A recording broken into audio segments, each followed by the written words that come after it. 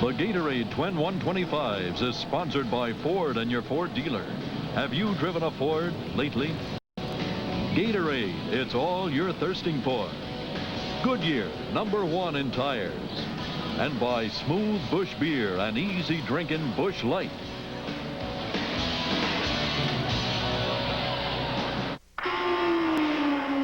You'd think the world would be nothing but a blur at this speed. But at 200 miles per hour, a lot of things become clear. Like what technology could make our cars perform better. Our trucks tougher. And make them all safer for the street. Because at Ford, we want to stay ahead in more places than just the racetrack. Have you driven a Ford lately? What does it take to be a mountain man? Let's see.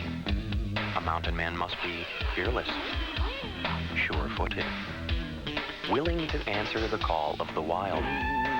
But most of all, a mountain man should be thirsty for a smooth Busch beer or an easy drinking Busch Light. So, head for the mountains and see if you have what it takes to be a real mountain man.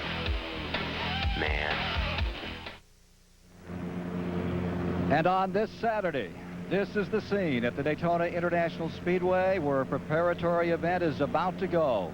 And tomorrow will go with the 34th running of the great American race, the Daytona 500, worth some $2.3 million. Hello, everyone. Ken Squire here. And in the next hour, we're going to show you some of the spectacular action from the twin 125-mile qualifying races held this past Thursday. And spectacular is the word. Alan Kowicki in trouble here at 190 miles an hour. In all, some 17 cars were torn up. Drivers had to go back to secondary cars for the Daytona 500. But they're already now 42 strong to make a go tomorrow in what is a racing classic. Now, joining us this year for the first time in the booth, a two-time winner of these 125 milers, Neil Bonnet, and also alongside the great Winston Cup champion, Ned Jarrett. And Ned, so many exciting stories here. And certainly one of them, as we're speaking to you live from the garage area, is right across the way where Richard Petty's number 43 has been parked in these past few days. Well, the 1992 season and the Daytona 500 kicks off his fan appreciation tour, his farewell tour as a driver. He will drive all of the races in 1992, but this will be his last Daytona 500. Richard has won 7 Daytona 500s. He's also won 7 NASCAR Winston Cup championships and 200 events in all. He has set so many records over the years and been so great for this sport of auto racing, Ken. It's going to be sad to see him go as a driver, but certainly it has created a lot of action and activity for the Daytona 500. And we're going to be following him all the way tomorrow with our live flag-to-flag coverage commencing at noon here on CBS. Now, the reason we have these earmuffs on, we're not broadcasting from the downhill at Albertville, but we're about to get a pretty high dB level as they pump up the Grand National cars for their 300-mile race. We mentioned that Neil Bonnet, twice a winner in these 125-mile qualifiers. How about these races we're about to watch? Ken, I tell you what, these things are a lot of fun, but they'll bite you. I think in the garage area, the guys look at them as a necessary evil. To find out how good your car is for the Daytona 500, you need to take them to the limit and sometimes beyond in these 125s to see how good you are. I remember living in Alabama, Bear Bryant used to say when you throw a forward pass, 3 things can happen. Most of the times they're bad. In this type of racing, you can either run lousy, you tear your car up. If you're lucky, you might finish this thing. Some of them finished. Thanks, Neil. For another observation, let's go to the Dean of American Racecasters, Chris Economaki. Of the 58 cars entered for tomorrow's Daytona 500, only 42 will take the starting flag. And only a handful of those 58 do not have commercial sponsorship. Consequently, Thursday, the suites and pit boxes were packed with corporation presidents, marketing managers, and public relation types, all armed with programs ready to launch the minute their car wins the Daytona 500. Detroit is represented with an army of rooters for its particular nameplate. Consequently, the pressures on the drivers to win in these economic hard times are greater today than ever before. The first hurdle, however, is getting into the 500, and that's what these 125s are all about, Ken. Thank you, Chris. Now get a firm hold on your armchair and stand by as we bring you the second of the 125-mile qualifiers from Thursday. The starting grid for the second 125-mile qualifier here at Daytona looks like this. The front row, car number 11 is there, and it's Bill Elliott at the controls this year, twice 500-mile champion. Dorsey Schrader is alongside, the ex-Trans Am champion. Row number 2 is Davey Allison and Brett Bodine. For row 3, it's Ricky Rudd and Chad Little. Row 4 is the 86 winner. That's Jeff Bodine and Michael Waltrip. In row 5, rookie Bob Schatt and Darrell Waltrip, the 89 champion. That's how they qualified, but not how they start. Practice on Wednesday, a miserable situation for many, including Michael Waltrip in the yellow car here, involved with Brett Bodine. Brett's car is able to come back out and assume its position, but that 30 car was destroyed, so it starts in the back. And incidentally, Davey Allison lost a car up in turn 2 as well. He's running a backup car from the rear of the field as we come down to start this 125-mile qualifying event. Bill Elliott in the number 11 car, driving for Junior Johnson. First time in Winston Cup competition, right down here on the bottom. We saw him in the Busch Clash, that race qualifiers from a year ago. Last weekend, here he is now getting out in front, and with him comes Ricky Rudd. Dorsey Schrader, the 89 Trans Am champion, number 90, falls back into third spot as they head down the back straightaway. They get the single line pretty quickly. Davey Allison out of the back of the field, moves around Buddy Baker in the 47. He's got a lot of distance to make up. Remember that he was one of those cars that had to run backup cars, and he is just flying through the field. Wow, he ran up on someone who was almost stopped and made a good move. That was the Ted Musgrave car, number 55, apparently having some sort of a problem. Here he comes back to the inside, the 28 of Allison, along with Michael Waltrip, Wallace, Bobby Hillin. Those backup cars, they had to pull out of the starting order and come from the rear. And come from the rear he does, as does the yellow number 30 there of Michael Waltrip. This is a backup car, Davies. He lost his car in the last practice, and he had to go to his backup car, but this is not a slouch. This is the car that settled the pole a year ago, was leading the 500 last year, so it's plenty good to win these races. Yeah, this is the car that got tangled up in the back straightaway with Earnhardt late in the going. This is a good horse. Here he is moving under late speed in the number 89 as he continues to fly through the field from the rear. Davey Allison on the attack. Meanwhile, with the leaders, here you are. The number 11 car, Bill Elliott in front. Ford first, Chevrolet of Ricky Rudd right there in that second spot. And there's Dorsey Schrader in the Junie Donlevy, car number 90. Remember, Donlevy won this race back in 1987. He had Schrader at the controls then. Longtime veteran car builder from Virginia. With the leaders, Elliott first, Rudd number 5 in second. And here's Allison still closing, still grinding it out here as he moves up through, coming out of turn number 4. Sachets by still another automobile, closes in on the Schatt car, and here comes the number 30 making that same maneuver as they continue to meander up through the field and try to get up to battle with Elliott, Rudd, Schrader, Bodine running in the first 4 spots. Chad Little is 5th. And from Morgan's viewpoint, here's what this 125-mile qualifier looks like from the 9th position. And you can see nothing but daylight as far as his groove was concerned. There were no cars down there in that groove. And see, the car number 75 of Trickle got to pull away. It might look like daylight, but it looked like darkness when you try it. You just can't get any help down there. Morgan Shepherd, brand new ride, takes over the car that Dale Jarrett drove just a year ago. Back with the leaders another time. And here you see Elliott staying out in front. He's had pretty good luck in these 125s in the past, but always in the famed car number 9 out of Dawsonville, Georgia. For the second time in his career, running something other than the number 9 on the side of the race car. The 11 of Junior Johnson. Here's Rudd right there, deployed in second, just roosting on the rear end of that car number 11, looking for a way to move. Probably willing to take some time, wait this one out a bit before he tries to drive it home. Take a look at this battle further back, 8th, 9th, and 10th. There's Darrell Waltrip down at the bottom, and guess who's caught up? Davey Allison, the black number 28, is there. And Michael Waltrip in the yellow number 30 is there as well. Coming down out of number 4, Darrell Waltrip, very optimistic this morning about the chances with car number 17. But he's caught down there on the inside, and watch Davey Allison and his brother Michael Waltrip just drive by on the outside. Nothing he can do about it. You'd think that Michael would get over and say, help my brother out a little bit here. Or maybe Darrell would say, brother, won't you help me? But he didn't. He drove right on past him. I'll tell you what brother said. Brother said, hop in there behind me. We'll see what we do. I'm going to take this thing. Back with the leaders. And look at them. We'll be back with more of the 125-mile qualifying races for the Daytona 500 in a moment. Today, performance cars come in a variety of designs, sizes, and even prices. So do Goodyear Eagles, the world's most successful line of performance tires. There are all-season Goodyear Eagles, new ultra-performance Goodyear Eagles. There are Goodyear Eagles for the classic and for the contemporary. No matter what performance car you own, there's a Goodyear Eagle priced for you. It's another reason we say the best tires in the world have Goodyear written all over them.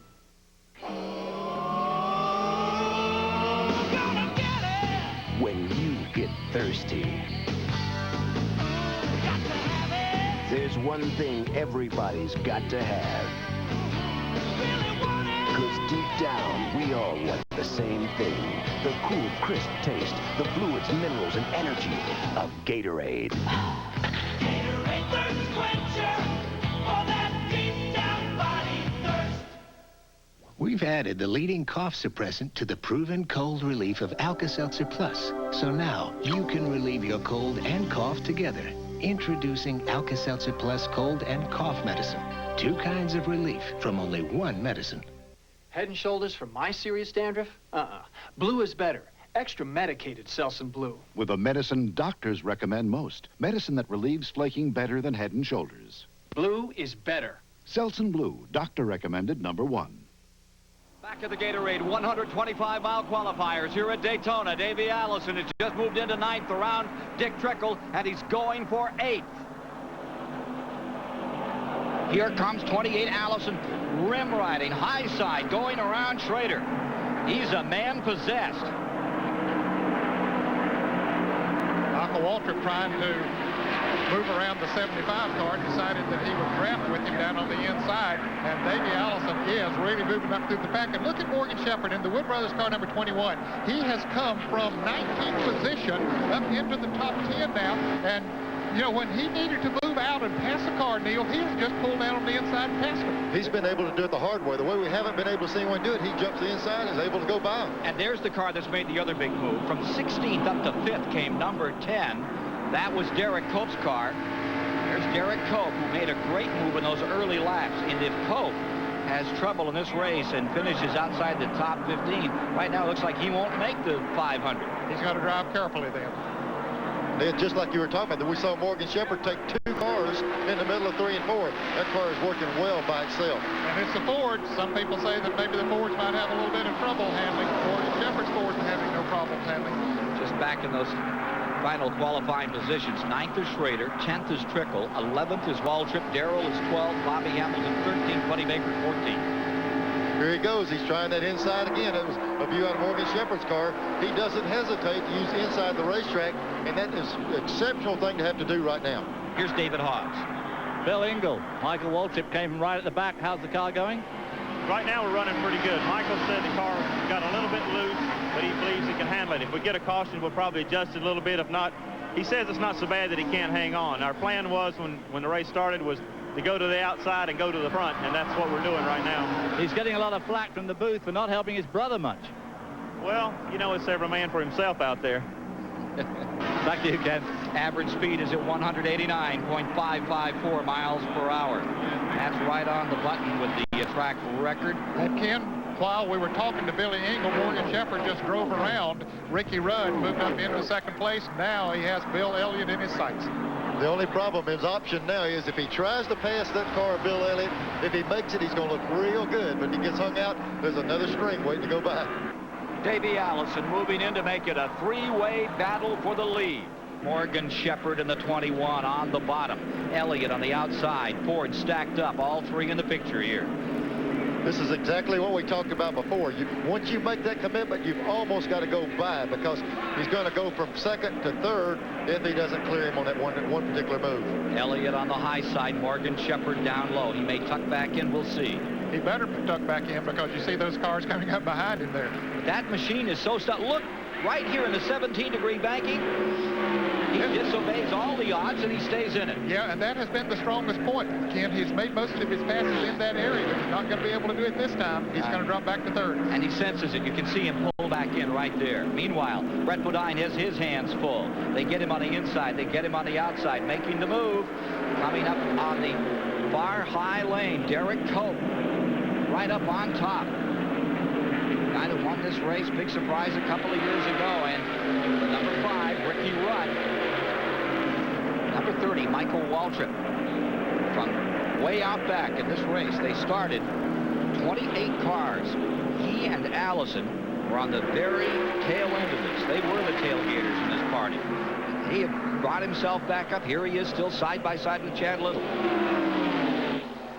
As the squabble continues, at 5th place, the number 26 of Brett Bodine, followed by Ricky Rudd in 6th, Chad Little in 7th, and Michael Waltrip, the number 30, all the way to 8th.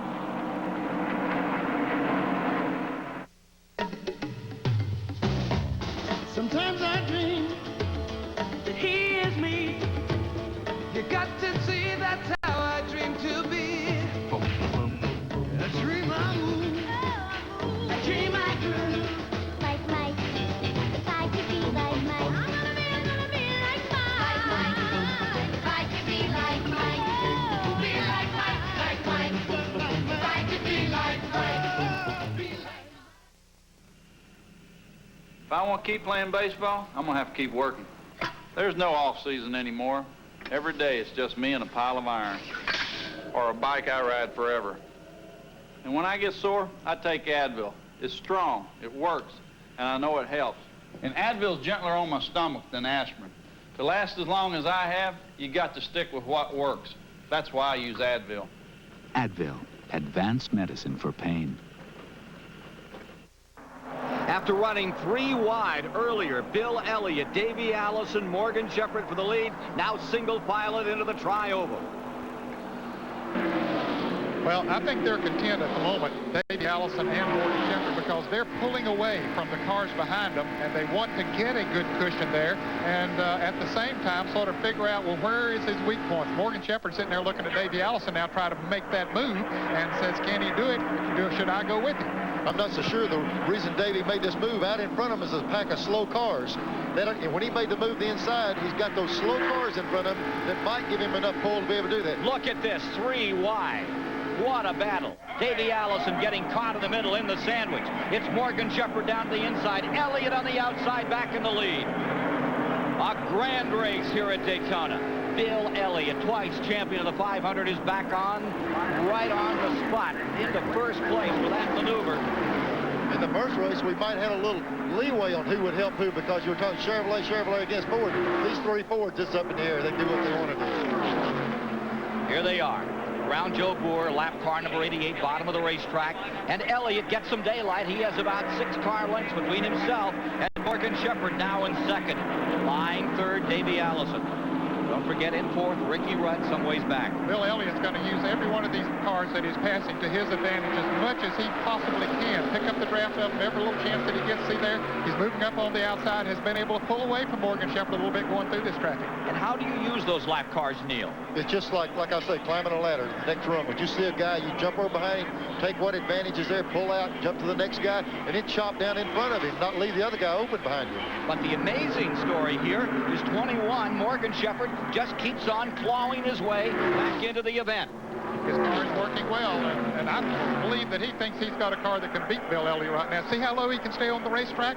Car's sticking down there. That's the mark of a good Hamlin race car. Looks like a slot car as it comes through turns 1 and 2. And it sure is in the groove. Here he is right back up on Elliott again.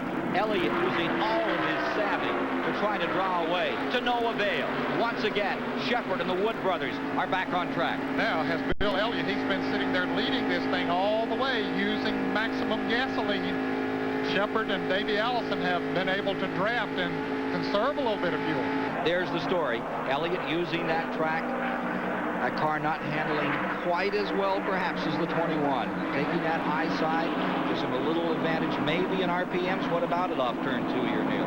Well, I tell you, you've got to keep them up with the restrictor plate. You've got to keep that thing wound up. And here these two guys look like they're getting a little bit of break on Davey. That's the first time we've seen anyone pull away from him. I think his car might be getting a little bit loose, Neil. He used a lot of tires coming up through that pack as quickly as he did. And when they got in this traffic, he had to drop back a little bit. And that normally is a sign that the car is a little bit loose. Lake Speed coming back there for just a moment. Now to the outside. Morgan Shepherd's closed right up. And Davey Allison is still there. The number 11, a junior Johnson car. Johnson cars have won 2 of the last 3 years in the 125-mile qualifier. Caution is on the speedway. There's trouble over on the backstretch. A car spinning coming off of turn 2. Down on the inside is car number 97. 22-year-old Mark Gibson loses it. Let's go to Mike Joy. Tim Brewer is Bill Elliott's crew chief, keeping a check here on the stopwatch. And Tim, a minute ago they were 3 wide in the backstretch, and Bill got right around a bunch of them. Did he show him something? Well, you know how old Bill is. He's pretty cool, and you know, he's just sitting there just doing his job right now. There's nothing exciting going on. We're just trying to get through this 125 mile, and hopefully we'll get into the 500. You know, then if he's got anything, I'm sure he'll show it then, but he hasn't told me he had anything special. Caution flag. You got a chance to stop for gas, will you? I don't think so. David Hobbs? Larry McReynolds. Caution flag. Chance to stop. Do you want to stop or not? No, this should buy us what we need to be able to stay out there. I'm sure there's a lot of people that's confident they can make it. We didn't really get to check this car yesterday to see how much fuel it picks up. The other car would go the distance. He's having words from Davey Allison out there on the track. This car has a brand new fuel cell, so it hasn't had time yet to check it out, but they seem to be pretty confident that it is going to do the 125 miles. So we've heard from the Bill Elliott car. Now we've heard from Davey Allison. One more to check on. That's Morgan Shepherd. Let's go to Mike Joy right now. Leonard Wood, Derek Cope is in. A couple of other cars are in for fuel. Do you have any plans to stop? No, we're not going to stop it. It's pushing to the front end a little bit, so he doesn't change his driving style a little bit. So track position for Morgan Shepherd, more important than fuel mileage here. And we'll be back for the run to the checkers in this qualifier after this message and a word from your local stations. Ford designed a special truck for night people. So, of course, sports fans wanted one too. Now Ford introduces its new flare side for yet another side. Don't these people ever rest? The best ever rest. With a full-size night, sport, and bold new flare side, Ford takes all kinds in style. More people are driving the best-built, best-selling American trucks than ever before. Brought just the essentials, huh? What? I think they'll have shampoo there. Might not have Head and Shoulders. We're just going to be gone a week. Right, a week. Let's say it's the end of the week. We're rested, a little sunburned.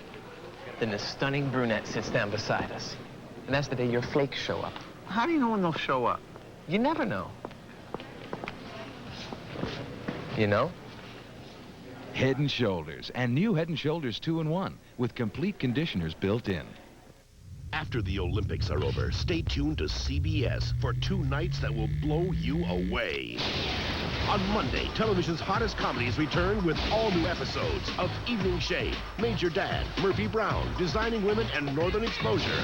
Then on Tuesday, strap yourself in for Mariah Carey, Michael Bolton, Nirvana, Natalie Cole, and more when Whoopi Goldberg hosts the Grammy Awards. It's 2 nights after the Olympics that will blow you away. This is CBS. What's the best way to stay warm this winter? Stop by Williams Service and fill up on the most efficient, long-lasting fuel available. K1 Kerosene. Kerosene heaters are a great way to cut down on your gas or electric bill, and they'll keep your home warm all winter long. Pick up your K1 Kerosene at any one of Williams Service's many locations throughout the Tennessee Valley. You'll stay warmer and save money. Visit a Williams Service location today. Listen close to what I say. There's Quincy's news on the way. Something special just for you. Now we're fixing breakfast, too. Fresh brewed coffee piping hot, and country sausage hits the spot. Scrambled eggs and bacon too. Hey, I'm hungry. How about you? Fluffy pancakes, golden brown, the best breakfast bar in town. Fresh made biscuits standing tall. Come on in and try it all. We like folks like you. Award-winning Sports with Harold Bugg on News Center 19.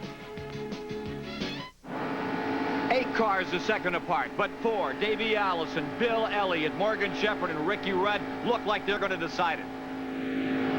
This is either for the lead or fourth. It's just a matter if you clear him or not. Elliott stays first. Here's Allison back again, inching along on the bottom, and he's looking like he's going to make the hole for first place, wide enough to take it. No! Back comes Bill Elliott on the outside another time.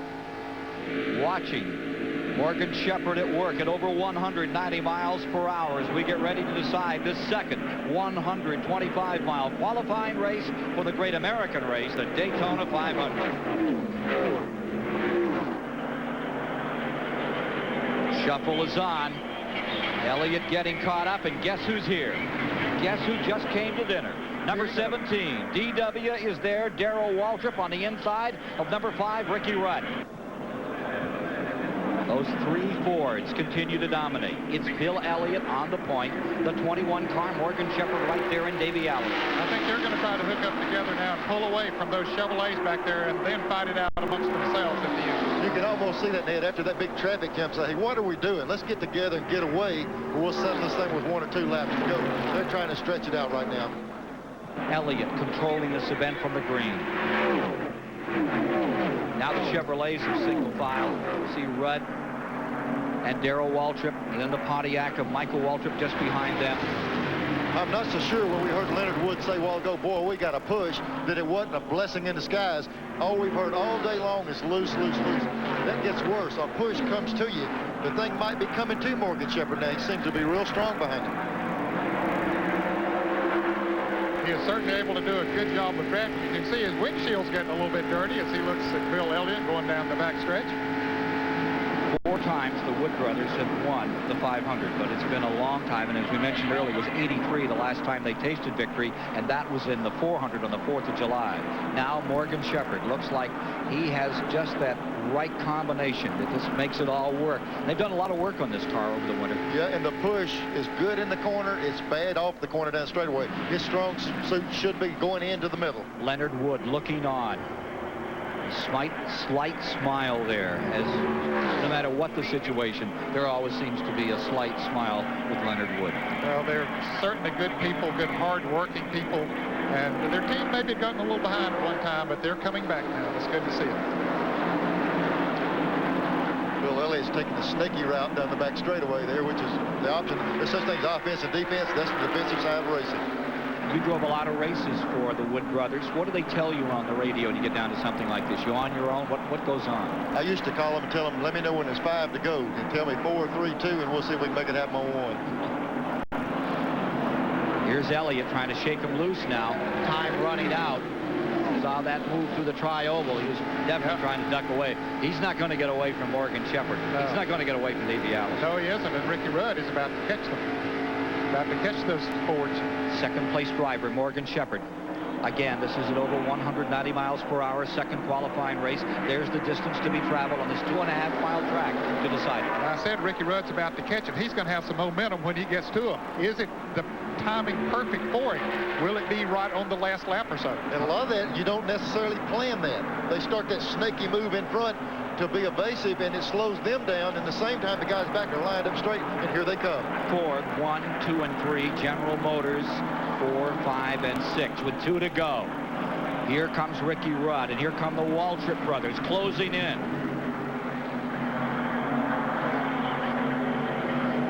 You think they can overhaul him? I tell you what, Bill is sure. He looks like he's concerned with it because he's trying everything he can to make him have to work behind him. I don't know how much he's got left. I would think it would be on the floor right now. How about it, Ned? Well, he doesn't know what they got left back there either. He's probably running that thing as wide open as it'll go, but he doesn't know what Morgan Shepherd has left or Davey Allison. Chad Little is in 7th. In 8th is Jeff Bodine. 9th is Brett Bodine. Derek Cope is back in 10th. But this is the story right here. This is for the win. I tell you what, I hope they filled up the power steering boxes on these things, because they're sure working that wheel. They're cranking them down the straightaways.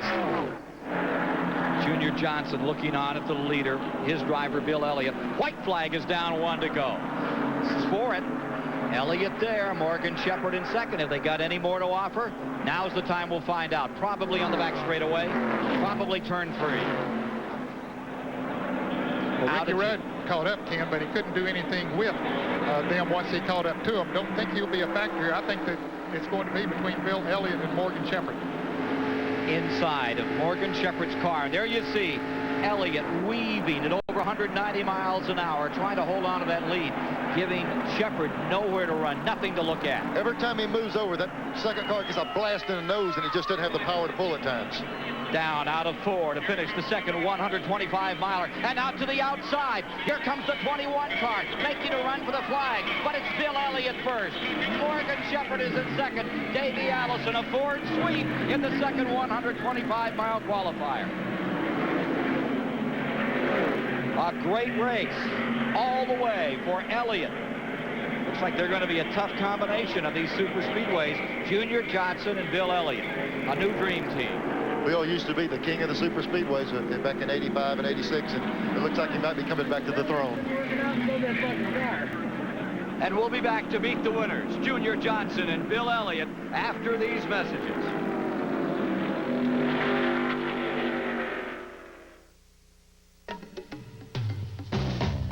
Sometimes I dream that he is me.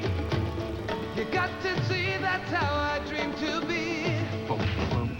I dream I move. I dream I groove. Like Mike.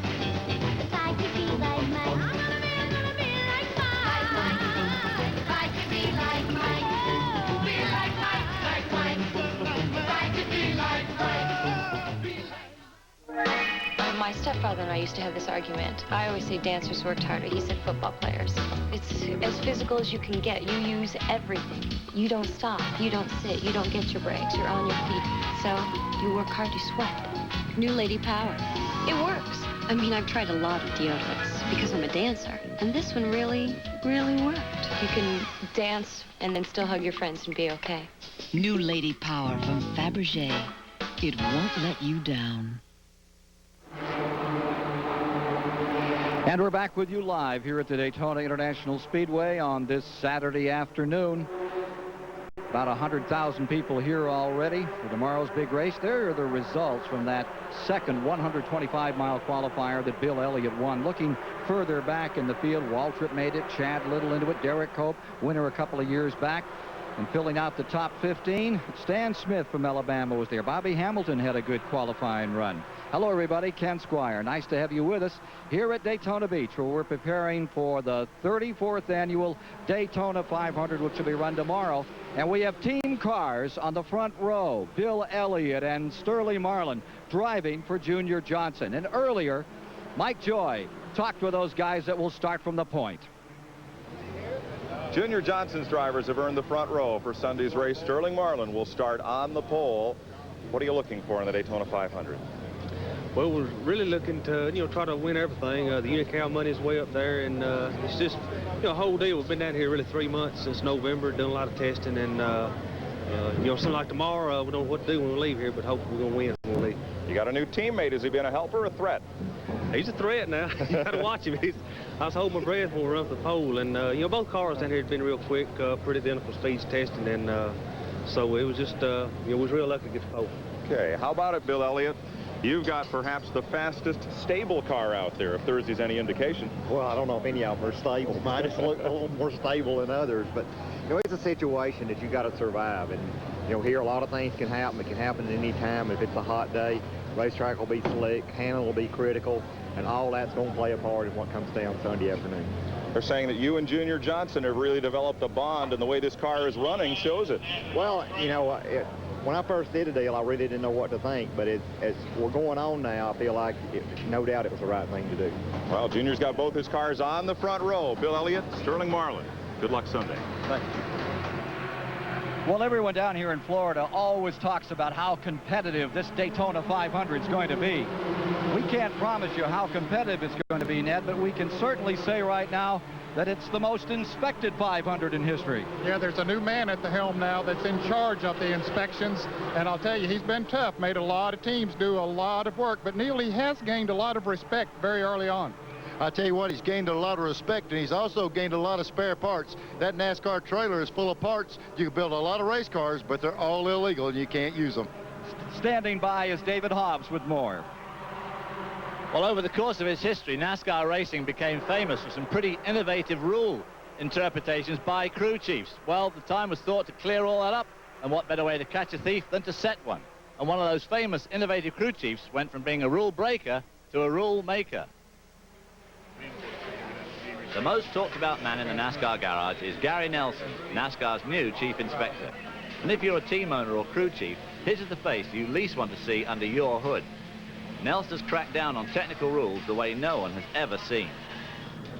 If a car body doesn't fit the factory template perfectly, it's back to the body shop. Looking for just a tiny aerodynamic advantage with your spoiler? No way. And if you're one of those teams with a reputation for great gas mileage, well, you won't get it with a bigger tank. In fact, suppliers have been doing a land office business in regulation fuel cells, and the man responsible is Gary Nelson. Remember that name. All the drivers do. He knew all the tricks when he was the head man at Sapco and some other places, so Gary knows what's going on, and he's going to be good for our sport. He's going to make things a lot more equal, and it's going to come down to people getting their chassis right and driving ability. What we had up until this year, this race, this time, we had what were called stock appearing cars. Now we have stock cars, so.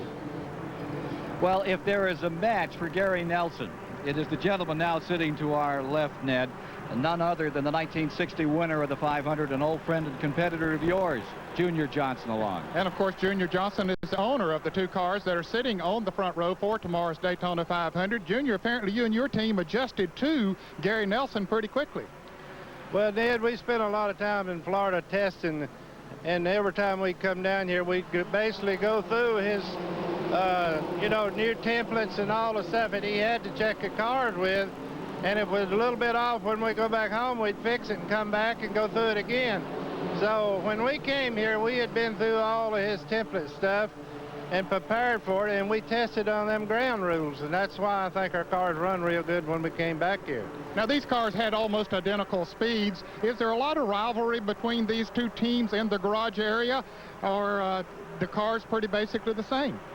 Well, they're pretty basically the same as far as I'm concerned. What I do, I try to make sure that each car is basically prepared the best that it can be, and I give them all equal parts, and then it's up to the drivers and Mike and Tim from that point on, but basically my part of it's equal. Well, Ken, we never know who he's pulling for on race day out there, probably the one out front. Well, there'll be 100,000 people staying till 4 o'clock Eastern here at Daytona today to see Happy Hour when Junior Johnson's cars come out for their training period for tomorrow's Daytona 500. Just a reminder, immediately following this program, CBS Winter Olympic coverage continues. The undefeated USA hockey team meets Poland in the medal round. Herschel Walker pushing the American two-man bobsled. Jim Nance and Andrea Joyce will be the traffic cops leading us from venue to venue.